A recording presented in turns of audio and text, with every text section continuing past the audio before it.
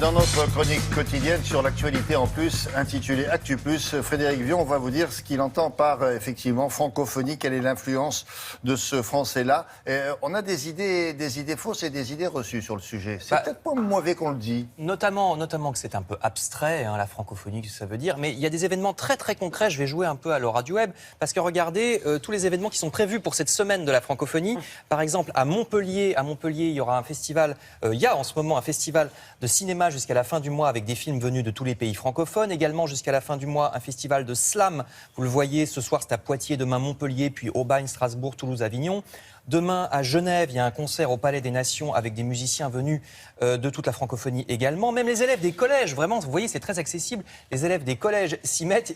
J'adore ça, il y a des collégiens de Nice qui font un karaoké avec des chansons pareilles venues de tous les pays francophones. Ça sera le 30. Donc, si vous voulez la liste complète, vous allez voir une idée reçue à laquelle vous pensiez peut-être, c'est que le français est en recul. Regardez tous les événements dans le monde qui sont prévus pour cette semaine de la francophonie. Il y a tout un planisphère. C'est organisé par quoi? Par les ambassades? C'est relayé par les ambassades? Il y a une organisation de la francophonie, puis il y a aussi le ministère de la Culture français. Et si vous voulez aller cliquer sur ce site pour voir ce qu'il y a près de chez vous, ça s'appelle 20mars.francophonie.org, parce que hier, 20 mars, c'était la journée de la francophonie.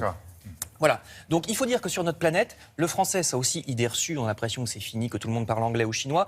Bon, le français est encore une langue très très influente. Je dis encore parce que c'est vrai qu'on a un peu perdu notre superbe.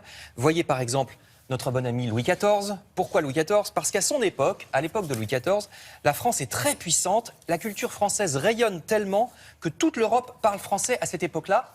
Et ça va durer 300 ans. Par exemple, encore sous Napoléon, toute l'Europe, toute la bonne société européenne parle français. Les négociations internationales se font en français. Même ensuite, quand le tsar écrit à l'empereur d'Allemagne, il se parle en français. Au 19e siècle, d'ailleurs, les Allemands, vous voyez ici Goethe, les Allemands se plaignent, ils disent, mais même nous, les Allemands, on parle français, on ne parle plus allemand qu'à nos chevaux, disent les Allemands. Ah oui, c'est embêtant. Donc, domination culturelle du français, puis ensuite domination coloniale. Évidemment, vous savez que la France va coloniser de nombreux pays, de l'Afrique à l'Indochine. Regardez, il y a des petits territoires où le français va s'implanter. Oui, c'est quand on a eu des comptoirs, donc simplement une ville, notamment en Inde. Ça doit être en Guyane, peut-être, non? C'est peut-être ça, là-haut. Et alors, ça c'est la carte actuelle de l'Organisation internationale de la francophonie. Donc, vous voyez tous les pays qui participent à l'Organisation de la francophonie. Vous en voyez même la Roumanie, par exemple, ou l'Égypte. C'est pas des pays qu'on a colonisés, mais ce sont des pays qui s'intéressent au français, où le français est souvent choisi comme langue à l'école. Et puis, c'est un intérêt international aussi du point de vue de la diplomatie. Vous voyez, tous les 2 ans, il y a un sommet international de la francophonie. Donc, c'est important pour la puissance de la France, pour le Quai d'Orsay, c'est-à-dire de rencontrer tous ces chefs d'État. C'est une zone d'influence pour la France que tous ces pays qui parlent français parce qu'ils sont un peu plus proches de nous que les autres. Oui, ils disent bonjour. C'est venu lentement. Le photographe leur a dit maintenant. Discret. C'est pas la super fiesta. Non, c'est pas mal. Alors, aujourd'hui, il y a, évidemment, c'est l'anglais qui est la première langue internationale. 400 millions de personnes, 400 millions parlent l'anglais comme langue maternelle et 1,5 milliard le comprennent. Nous, on est loin derrière. C'est pas 1,5 milliard, c'est 300 millions qui comprennent le français. Alors, ça paraît petit, mais attention, les chiffres de population ne font pas tout.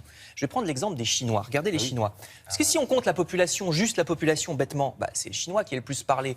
Plus d'1 milliard qui ont ça comme langue maternelle. Le plus parlé chez eux. Voilà, chez eux, exactement. Ça n'est pas une langue internationale. Donc, ça n'a rien à voir. En plus, c'est une langue complexe. Il faut des années d'apprentissage pour le parler un petit peu, alors que l'anglais, c'est une grammaire assez simple. On peut baragouiner l'anglais assez facilement. Et même chez eux, ils ont des problèmes. C'est pas. Oui, alors le nord et le sud se comprennent pas. Entre le mandarin et le reste, voilà, c'est pas très compliqué. Donc, il suffit pas d'être nombreux comme locuteurs d'une langue pour que ce soit une langue qui pèse dans le monde. Les langues qui pèsent dans le monde, finalement, c'est pas une histoire de millions. C'est l'anglais, le français et l'espagnol. Les pays qui ont eu des empires coloniaux, c'est pas un hasard. Et le français, il a un statut un peu spécial parce que c'est une langue qui encore aujourd'hui fait chic. Donc partout, de la Nouvelle-Zélande aux États-Unis, c'est plutôt la bonne société qui parle français. Et ça aussi, du point de vue de l'influence de la France dans le monde, c'est pas mal d'avoir les bonnes gens, la bonne société qui parle français parce que ça fait chic. Et puis aussi, ça leur permet de se rapprocher des valeurs françaises.